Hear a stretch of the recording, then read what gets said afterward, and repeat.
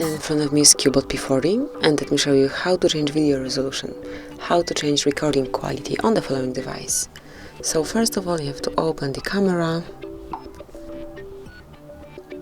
then move to video mode and select the settings.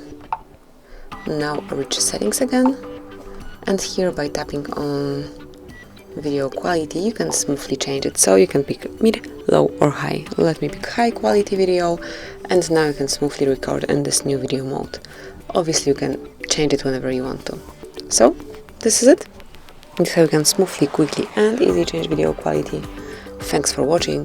Please subscribe our channel and leave the thumbs up.